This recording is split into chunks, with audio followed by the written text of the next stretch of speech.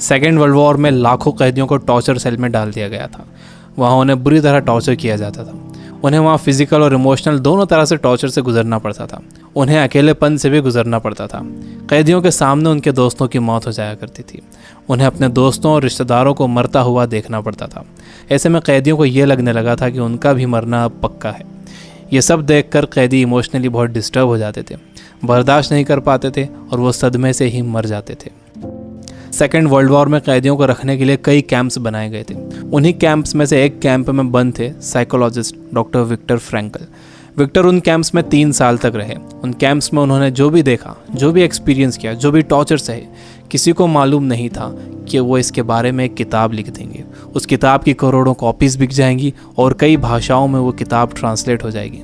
उन्होंने किताब लिखी जिसका नाम था मैन सर्च फॉर मीनिंग। अभी जो कोरोना क्राइसिस चल रही है, आप घरों में बंद हो, बोर हो रहे हो, अच्छा नहीं लग रहा है, तकलीफ़ हो रही है, तो आप अपनी इस तकलीफ़ को ज़रा इन टॉर्चर सेल्स के फ़ोटोज़ से एक बार कंपेयर ज़रूर करना। इससे मुझे पक्का यकीन है कि आपको अंदाज़ा हो जाएगा कि हमारी तकलीफ़ इन टॉर्चर सेल्स की तकलीफ़ के मुकाबले कुछ भी नहीं है।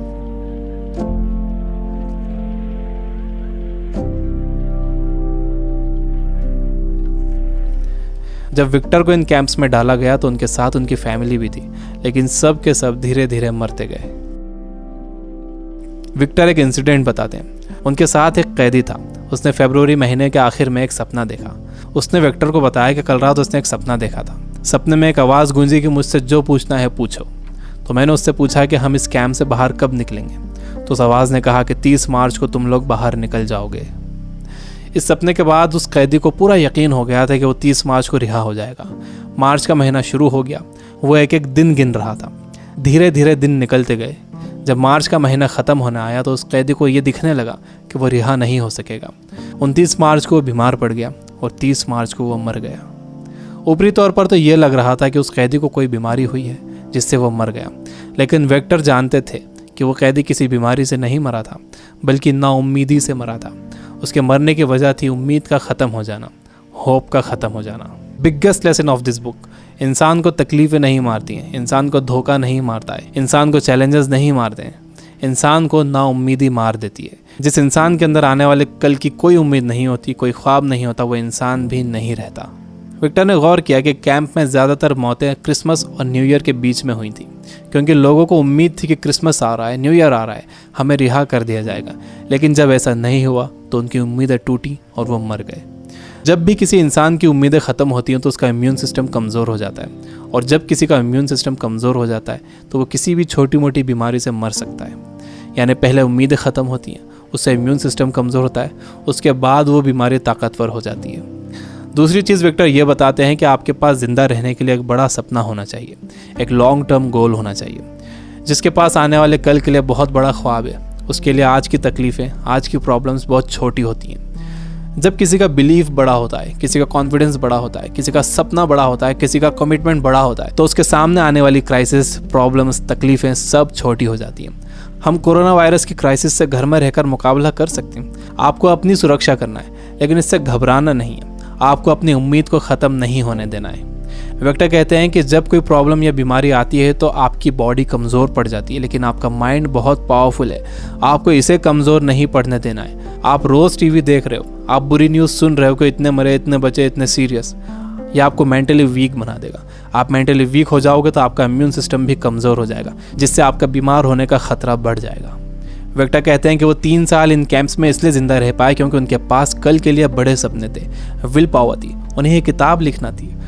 तो वो सारी प्रॉब्लम्स, सारी तकलीफ़ें उनके सपनों और इरादों के आगे छोटी पड़ गईं और वो इन सब से बाहर निकल गए। तीसरी चीज़ जो विक्टर ने ऑब्जर्व की थी वो ये कि जब इंसान के सामने कोई प्रॉब्लम आती है तो वो उसे कैसा मीनिंग देता है। वो उसे पॉजिटिव मीनिंग देता है या नेगेटिव मीनिंग देता है। जैसा भी आप उसे मीनिंग देते हो, ये मीनिंग ही उस प्रॉब्लम को आपके लिए मुश्किल या आसान बनाता है। आपका मीनिंग उस प्रॉब्लम को या तो और बढ़ा देगा या उसे ख़त्म कर देगा। फॉर एग्जाम्पल, आप कहीं जाने के लिए घर से बाहर निकलते हो और आप देखते हो कि आपकी गाड़ी का टायर पंचर है। अब आपको बहुत गुस्सा आ जाता है। आपको लगता है कि क्या इसे अभी पंचर होना था, या आप ही के साथ क्यों हुआ, पूरा मूड ख़राब हो गया। आपने इसे दे दिया नेगेटिव मीनिंग। आपके पास एक और ऑप्शन था। आप सोच सकते थे कि हो सकता है कुदरत आपको वहाँ जाने से रोक रही हो सकता है कि आप किसी बड़े एक्सीडेंट से बच गए हों इसकी वजह से। अगर तेज़ स्पीड में गाड़ी का टायर पंचर हो जाता तो एक्सीडेंट हो सकता था। अच्छा हुआ कि निकलने से पहले ही आपको टायर पंचर मिला। ये है पॉजिटिव मीनिंग। इंसान यूजुअली नेगेटिव ही सोचता है और इस नेगेटिव सोचने की वजह से हम हर चीज़ का नेगेटिव साइड ही देखते हैं, उसका पॉजिटिव साइड नहीं देखते। जैसे कोरोना क्राइसिस में जितना टाइम आपने फैमिली को दिया है, क्या आपने कभी पहले इतना टाइम दिया है? मेरे कुछ दोस्त जो किताबों से बिल्कुल दूर थे, उन्होंने बुक्स पढ़ना शुरू कर दिए, वो रीडिंग हैबिट बना रहे हैं। अगर कोरोना क्राइसिस ना होता तो क्या ऐसा होता था? जितना मैं इन दिनों पढ़ रहा हूँ, पहले इतना कभी नहीं पढ़ता था। जितनी सफाई लोगों ने रखनी शुरू कर दी है, पहले कभी नहीं रखते थे। बार बार हाथ धो रहे हैं, अच्छी तरह हाथ धो रहे हैं, सोशल डिस्टेंस मेंटेन कर रहे हैं। किसी लाइन में लगे हुए हैं तो दूर दूर खड़े हो रहे हैं। आसमान साफ नज़र आ रहा है, हवा साफ हो गई है, समंदर का पानी साफ हो गया है। ऐसा लग रहा है कि नेचर ने जैसे रीसेट बटन दबा दिया। हमें ये पॉजिटिव साइड्स भी सोचना चाहिए। जब तक आपके पास नेगेटिव मीनिंग है, आप उस क्राइसिस से डील नहीं कर सकते। हर प्रॉब्लम उसके साथ एक इक्वल अपॉर्चुनिटी भी लेकर आती है। दुनिया जब से बनी है तब से अब तक उसमें प्रॉब्लम्स ही प्रॉब्लम्स है। अगर ये प्रॉब्लम्स नहीं होती तो हम यहाँ तक ग्रो नहीं कर पाते। सबसे लास्ट में विक्टर कहते हैं कि आपसे सब कुछ छीना जा सकता है, आपकी धन दौलत, घर, गाड़ी, बीवी, बच्चे, माँ बाप, दोस्त, सेहत, लेकिन एक चीज़ नहीं छीनी जा सकती, वो है आपकी पावर ऑफ डिसीजन। आपसे फैसला करने की ताकत कोई नहीं छीन सकता। अगर आप सिचुएशन से घबराकर फैसला करते हो तो वो सिचुएशन आप पर हावी हो जाएगी, लेकिन अगर आप सिचुएशन के हिसाब से खुद को बेहतर बनाते हो और डिसीजन खुद लेते हो तो आपकी ज़िंदगी बदल जाएगी। दुनिया में इससे पहले भी कई बीमारियां आई हैं जिससे करोड़ों लोगों की मौत हुई है। उसकी वजह ये थी कि लोग अवेयर नहीं थे, उनके पास इन्फॉर्मेशन नहीं थी, इन्फॉर्मेशन लेट पहुंचती थी, बीमारी से डील करने के साधन नहीं थे। लेकिन आज का वक्त सबसे अच्छा वक्त है। हमारे पास इन्फॉर्मेशन बहुत तेज़ी से पहुंचती है, हमारे पास साधन है। मुझे पूरा यकीन है कि आगे और भी अच्छा वक्त आने वाला है और मैं आपको उम्मीद दिलाता हूँ कि आगे सच में बहुत अच्छा वक्त आने वाला है। You guys are amazing. Keep reading, keep learning, keep growing. Thank you for watching.